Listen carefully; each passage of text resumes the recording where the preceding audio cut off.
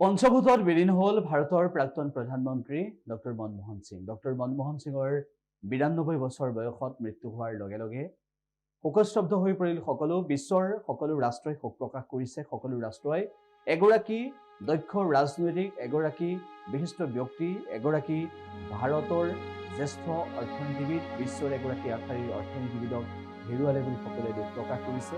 আৰু পঞ্চভূতত ডক্টৰ মনমোহন সিং বিলীন হল আৰু তাৰ পাছত সকলো শোকস্তব্ধ হৈ পৰিছে। কংগ্ৰেছে এগৰাকী উপদেষ্টাক হেৰুৱালে, কংগ্ৰেছে এগৰাকী এনেকুৱা নেতাক হেৰুৱালে যিগৰাকী নেতাৰ মৃত্যুত আজি সকলো শোকস্তব্ধ। কেৱল সিমানেই নহয়, ৰিজাৰ্ভ বেংকৰ গভৰ্ণৰ হিচাপে ২০০৪ পৰা ২০১৪ চনলৈকে ভাৰতৰ প্ৰধানমন্ত্ৰী হিচাপে তাৰ সমান্তৰালভাৱে অধ্যাপনাৰ ক্ষেত্ৰখনত কেনেদৰে নিজৰ নাম আৰু একেদৰে ১৯৯১ চনত বিত্তমন্ত্ৰীৰ দায়িত্ব গ্ৰহণ কৰাৰ পিছত নৰসিংহ ৰাও চৰকাৰজনে কেনেধৰণৰ নীতি গ্ৰহণ কৰিছিল, ভাৰতবৰ্ষ বিপৰ্যয়ৰ সময়লৈ যোৱাৰ সময়ত অৰ্থনীতিৰ ক্ষেত্ৰত সবল স্থিতি গ্ৰহণ কৰা ডক্টৰ মনমোহন সিঙক আজি সকলোৱে শেষ শ্ৰদ্ধাঞ্জলি নিবেদন কৰিলে। পঞ্চভূতত বিলীন হল আৰু এনেদৰে তেখেতৰ অন্তিম যাত্ৰাত সকলো গুণমুগ্ধ উপস্থিত হ'ল।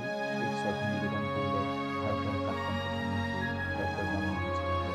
আৰু আজি সকলো বিশেষভাৱে দুখী, এইবাবেই দুখী যে এগৰাকী ৰাজনৈতিক নেতা, যিগৰাকী নেতাৰ কোনো দৈহিক লাভ নাছিল, সেইগৰাকী নেতাৰ মহাপৰাই সকলোৰে অন্তৰত দুখিলে। বিশেষভাৱে কংগ্ৰেছৰ বাবে অত্যন্ত এটা দুৰ্ভাগ্যজনক দিন আছিল। ৯২ বছৰ বয়সত দেহাৱসান ঘটা ডক্টৰ মনমোহন সিঙৰ মৃত্যুত শোকস্তব্ধ হৈ পৰিছে দেশবাসী।